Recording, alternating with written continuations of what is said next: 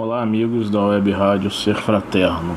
Hoje vamos fazer o nosso estudo edificante com o tema da Lei de Liberdade, que corresponde à parte terceira de O Livro dos Espíritos, capítulo 10º, e que faz parte do conteúdo chamado das leis morais. Vamos então entrar em nosso tempo e, para bem tratarmos sobre o tema ao qual nos propomos, precisamos ter em vista duas coisas. Primeiro, o contexto histórico em que a obra foi escrita. Estou me referindo ao Livro dos Espíritos, já que, sem que contextualizemos o meio social em que Allan Kardec viveu, nós não teremos como ter uma melhor compreensão do que consta em suas obras e o que os espíritos colocaram a Allan Kardec, os espíritos superiores, que sempre respeitam o tempo, o momento em que nós, seres humanos, vivemos. Do contrário, nós estaríamos aí fazendo um processo de anacronismo. E o que é anacronismo, para quem possa achar tal expressão difícil, Anacronismo é o ato de nós analisarmos um acontecimento histórico usando ideias e conceitos de outra época, É uma forma de nós avaliarmos períodos históricos com base em valores que não lhe pertencem. Por exemplo, avaliarmos a época em que Kardec viveu com base nos valores e nos conceitos de nossa época. Isso, obviamente, não é possível, porque estaríamos colocando em Allan Kardec conceitos e valores aos quais, em sua época, muitos não eram conhecidos e nem se lhes pensava na possibilidade. Uma segunda coisa que temos de ter em vista é a influência de pensamentos filosóficos como o iluminismo e o platonismo em Allan Kardec. O racionalismo iluminista aparece forte em Kardec, assim também o inatismo platônico, isto é, a doutrina de Platão, que dizia que nós, seres humanos, nascemos com ideias, com conhecimentos inatos. E o que essas filosofias têm a ver com o que o Espiritismo coloca sobre liberdade? Atentemos nessas duas questões do Livro dos Espíritos. Questão 825. Haverá no mundo posições em que o homem possa jactar-se de gozar de absoluta liberdade?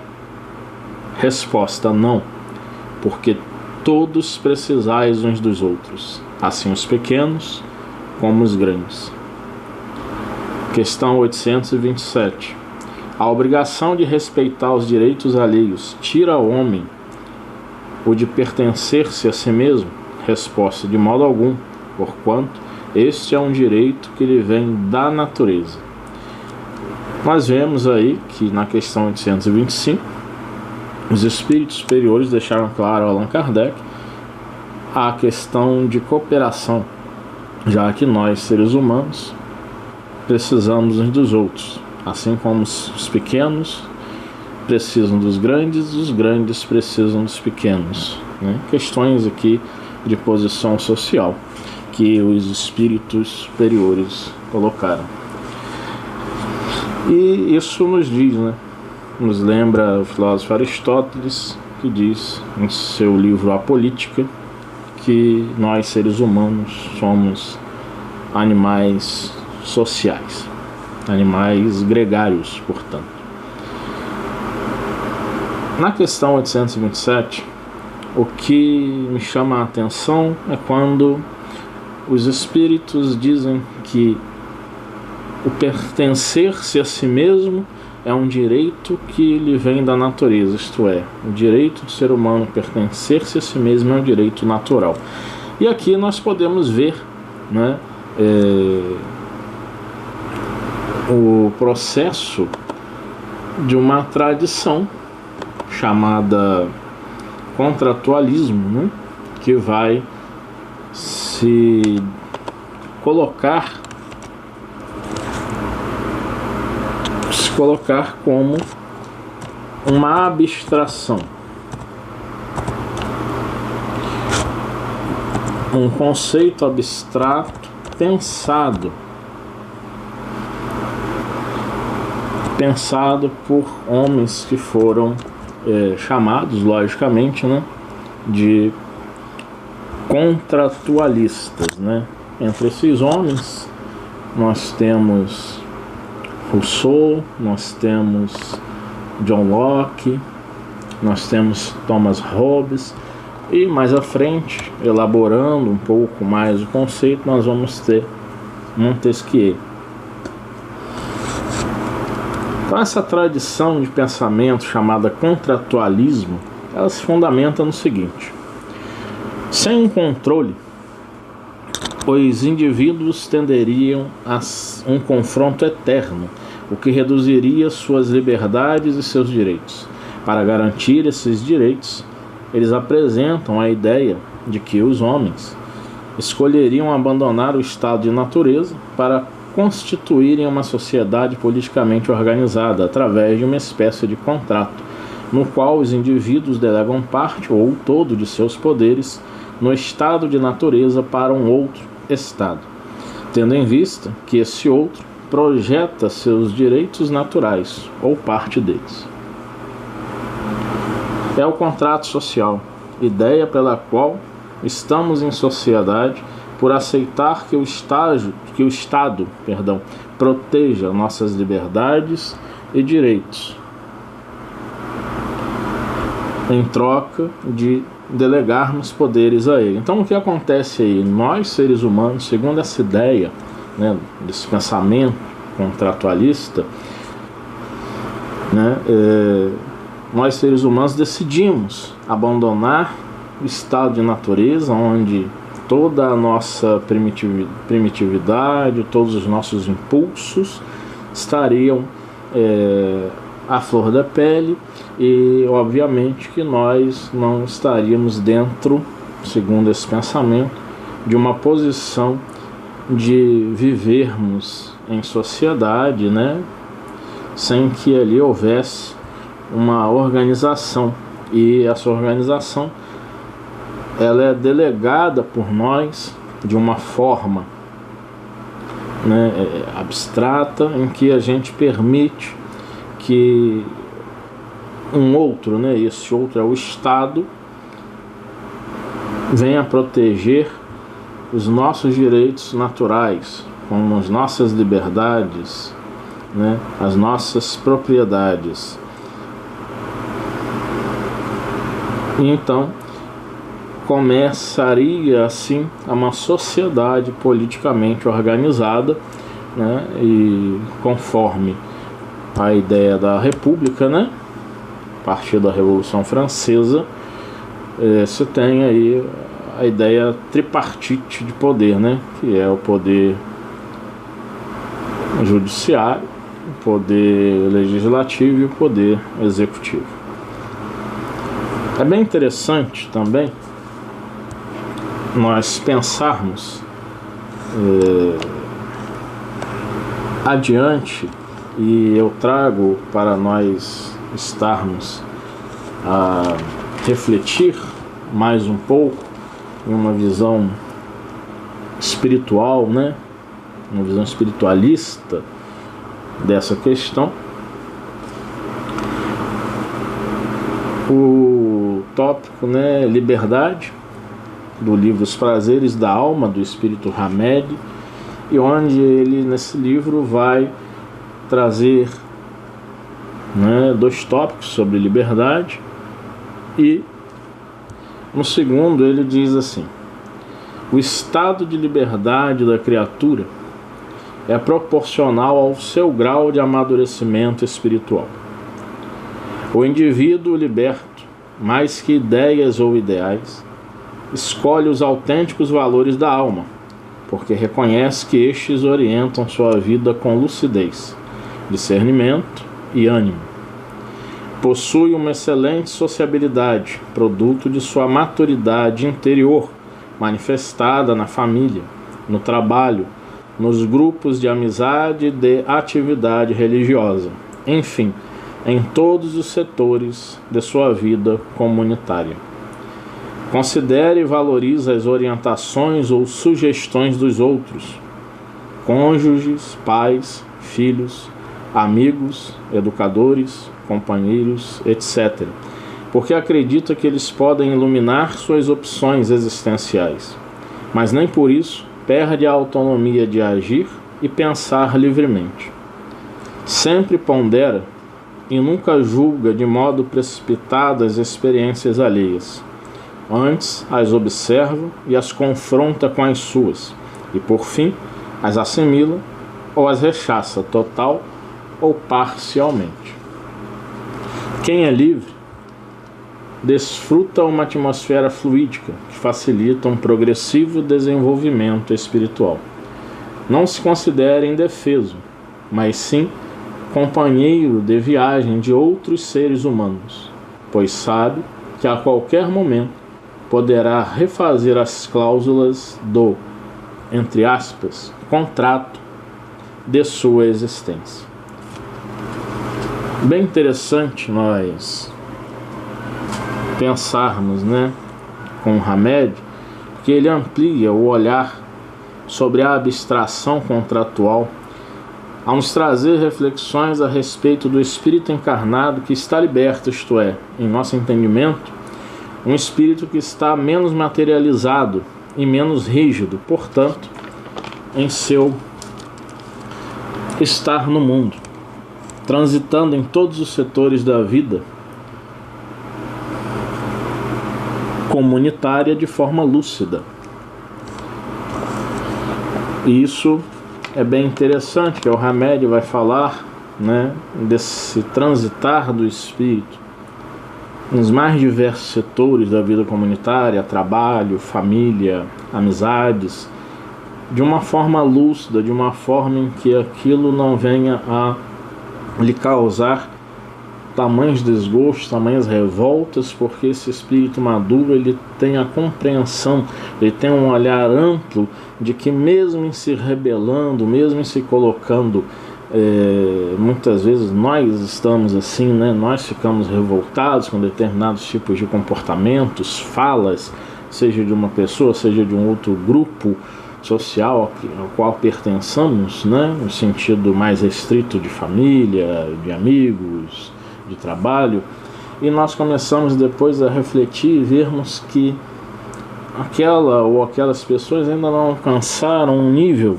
de maturidade espiritual que lhes permita ter visões mais ampliadas. E muitas vezes essa maturidade espiritual, como dizem os espíritos, e colocou muito bem Allan Kardec, ela tem a ver sim com um conhecimento intelectual, mas não só o conhecimento intelectual, mas aquele conhecimento intelectual que está totalmente absorvido, interiorizado pela criatura, que vai ser trabalhado, vai ser elaborado como um senso moral e vai dar elevação, né, de moralidade àquele espírito. Nós estamos falando aqui de moralismo, estamos falando de moralidade no sentido de progresso espiritual, né, para não cairmos num puritanismo onde determinados valores, né, acabarão se tornando, na verdade, não valores, né, e sim preconceitos. Segundo o Evangelho de João, Continuando, capítulo 8, versículo 32, Jesus diz: conhecereis a verdade, e a verdade vos libertará. Como espíritos em trânsito nos caminhos da evolução, é justamente no avançar de nossa compreensão que iremos promovendo nosso despertar. E aqui é bom pensarmos sobre o processo reencarnatório. É muito simplista pensarmos a reencarnação assim. Eu, numa vida passada, me envolvi numa briga com João. E João me fez muito mal. E agora, na próxima encarnação, se João vier a reencarnar, eu vou ficar do outro lado e eu vou então obsedar João. E ele vai ver o que vai acontecer com ele. Tais casos acontecem e vemos isso nas reuniões de desobsessão. No entanto, a reencarnação vai para além disso, por ser lei necessária à evolução do espírito humano. A reencarnação é um processo dialético, isto é, um processo em que nós estamos realizando um diálogo, né?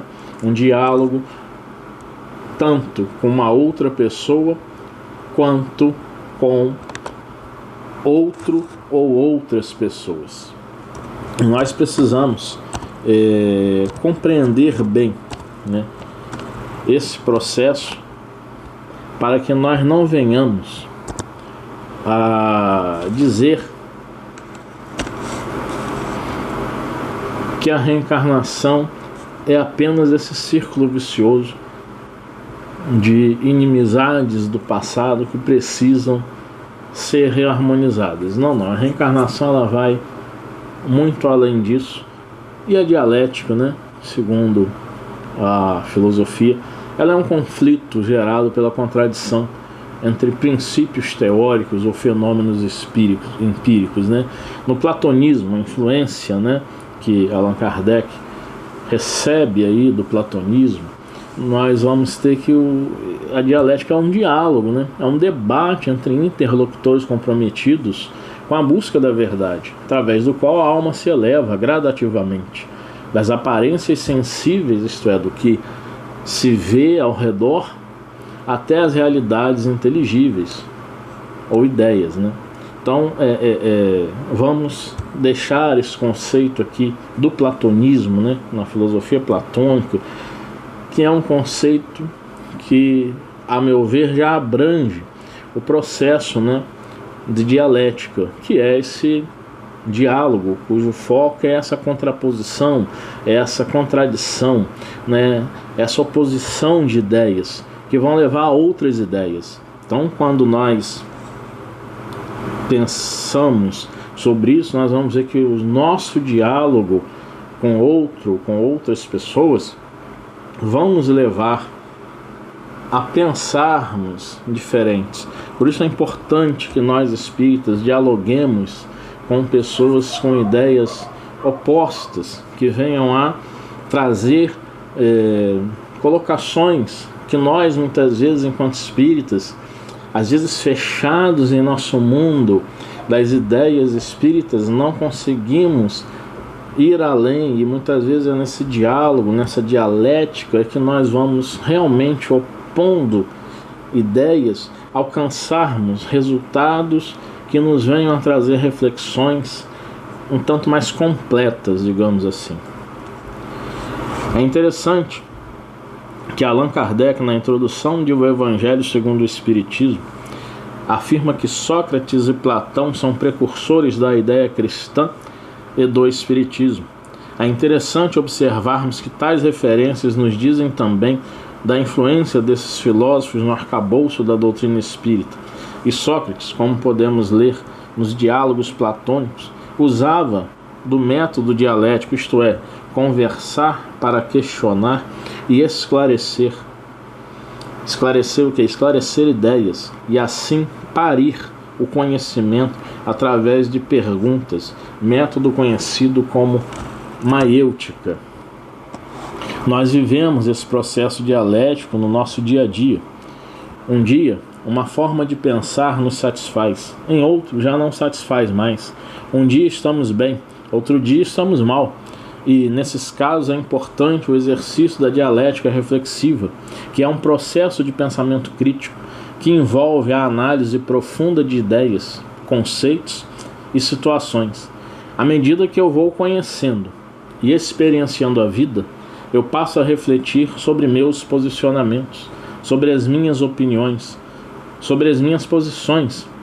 E eu posso fazer o processo de negar o posicionamento que eu tinha antes, ou eu posso afirmar aquele posicionamento, só que agora com muito mais fundamentação, com muito mais base. E podemos, concluindo o nosso estudo, trazermos as seguintes reflexões em nossa conclusão. A real liberdade do espírito se dá com um progressivo melhoramento do ser. E este melhoramento se dá de duas formas que estão interligadas: o desenvolvimento do intelecto, que propicia o processo da dialética reflexiva, e o desenvolvimento do amor, que se amplia na medida em que as experiências vividas trazem progresso na inteligência, considerando aqui a inteligência emocional, que é a capacidade de reconhecer, entender e gerenciar nossas próprias emoções e também as emoções dos outros. É como um GPS emocional que nos ajuda a navegar pelas nossas emoções e a construir relacionamentos mais saudáveis. E também o processo de inteligência espiritual, que é a capacidade humana de buscar significado e propósito na vida.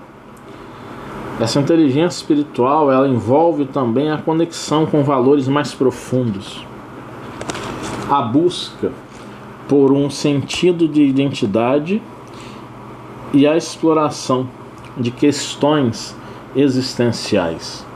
Quantos de nós vivemos os chamados conflitos existenciais? Vou, para fazer assim uma espécie de epílogo após essa conclusão, colocar aqui, um diálogo que tive com um colega não espírita, ele se autodeclara ateu, e nós temos conversas bem interessantes, porque ele é psicólogo e gosta muito de filosofia, e nós, enquanto profissionais da psicanálise, então também dentro da saúde mental e filósofo, nós temos diálogos, que são intelectualizados. E no fundo todo diálogo ele é intelectualizado, porque nós não podemos desconsiderar nenhum tipo de saber, e particularmente eu tenho aprendido muito com as pessoas mais simples em minha convivência diária, ao ouvir determinadas palavras de verdadeira sabedoria e que me encantam quando vejo o progresso espiritual que aquele ser humano realizou. Não só escutando, palavras, mas vendo também atitudes. Mas voltando, esse colega ateu, ele colocou para mim, em uma ligação que me fez, que ele estava a ler obras do escritor russo Dostoiévski, escritor esse que, por sinal, em minha adolescência eu li muitas de suas obras, e também na idade adulta retornei à sua leitura com outro olhar, e gosto muito das obras desse escritor russo, tanto quanto também do outro escritor russo chamado Leon Tolstói. E esse colega me disse assim: Léo, Dostoiévski traz essas questões de conflitos existenciais, ele coloca de uma forma que parece que as pessoas, ao menos que a gente observa em nossa convivência, elas não terão esse tipo ou esses tipos de conflitos, essas questões existenciais. E eu coloquei para ele: bom, você está caro amigo, fazendo o seu pensamento a partir do fato de você visualizar, conviver e escutar aquelas pessoas em seu ambiente de trabalho. E também por você colocar-me que estava a escutar e a observar